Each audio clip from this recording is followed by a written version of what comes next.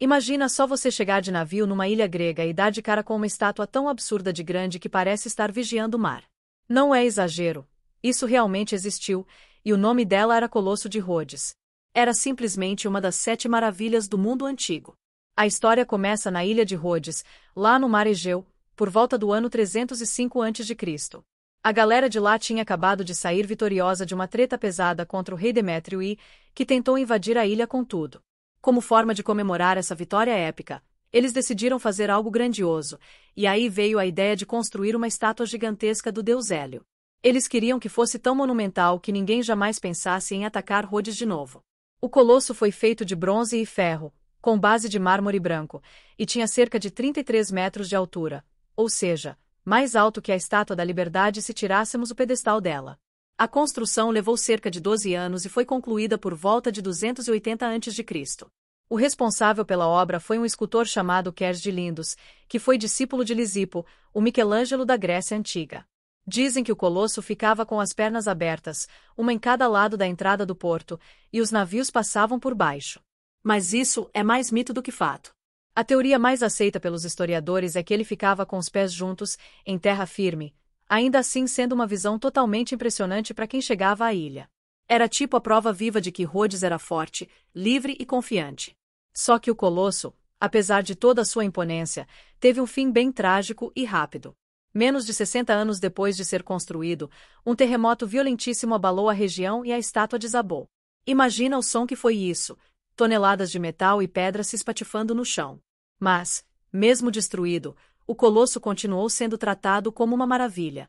Durante séculos, os pedaços gigantes ficaram jogados ali, no porto, e ainda assim impressionavam qualquer um que visse. Dizem que até os fragmentos causavam admiração. Só os dedos da estátua já eram maiores que um ser humano. Os habitantes de Rhodes pensaram em reconstruir a estátua, mas um oráculo, uma espécie de médium sagrado, aconselhou a não mexer nos restos, dizendo que seria má sorte. E naquela época, oráculo falava, todos obedeciam. No século 7 d.C., os árabes invadiram a ilha e venderam os restos do colosso como sucata. Uma das maiores obras da antiguidade virou basicamente ferro velho. Reza a lenda que foram usados 900 camelôs só para carregar todo o material embora. Mas o legado do colosso continuou. A palavra colossal que a gente usa até hoje para descrever algo imenso, vem exatamente dessa estátua. E mesmo sem nenhuma parte física dela sobrevivendo até hoje, o Colosso de Rhodes continua sendo símbolo de superação, resistência e criatividade humana. Agora que você já conhece a história épica do Colosso de Rhodes, algumas curiosidades que vão fazer você olhar para essa maravilha antiga com ainda mais admiração. Primeira curiosidade: o Colosso foi construído com o bronze derretido das armas e escudos dos inimigos derrotados por Rhodes. Sim, pegaram o que sobrou da batalha contra Demétrio e transformaram em arte. É tipo virar o jogo de uma forma tão épica que até os materiais da guerra viraram símbolo de paz e vitória. Outra curiosidade é que a estátua não era oca por completo, o interior tinha uma estrutura de ferro e pedras que serviam de base e suporte. Isso fazia com que, além de gigante, ela fosse extremamente pesada, firme e difícil de derrubar, ou pelo menos era essa a intenção. Outra parada muito insana: o colosso foi construído com tecnologia da época. Ou seja, sem guindastes elétricos, sem computadores, sem nada moderno. Eles usaram rampas de terra, cordas, polias e pura engenharia de ponta para subir uma estátua de 33 metros. Isso mostra o nível absurdo de conhecimento que os gregos antigos tinham em arquitetura e física. E falando em física, alguns estudos modernos dizem que o peso total da estátua pode ter passado das 200 toneladas. É como empilhar dezenas de carros um em cima do outro e ainda manter tudo equilibrado. A engenharia era tão surreal que até hoje ninguém sabe exatamente como eles conseguiram erguer essa estrutura sem ela ruir antes mesmo de ser finalizada. E aqui vai uma curiosidade que muita gente erra.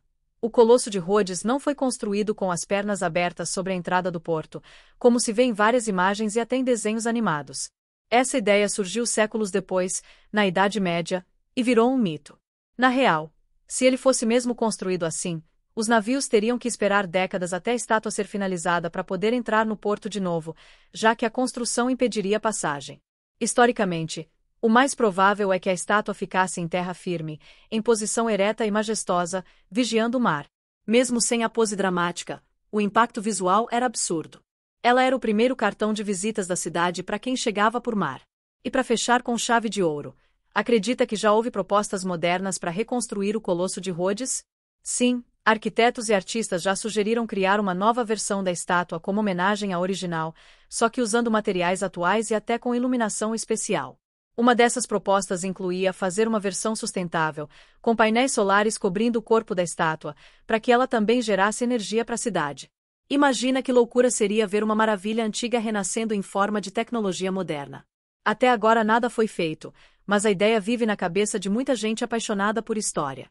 E isso mostra como o Colosso, mesmo tendo sido destruído há mais de 2000 anos, ainda inspira gerações e continua sendo um dos maiores símbolos de ousadia da humanidade. Espero que essas curiosidades tenham aumentado seu interesse por esta maravilha arquitetônica e histórica. Nos dê dicas de mais assuntos para o nosso canal.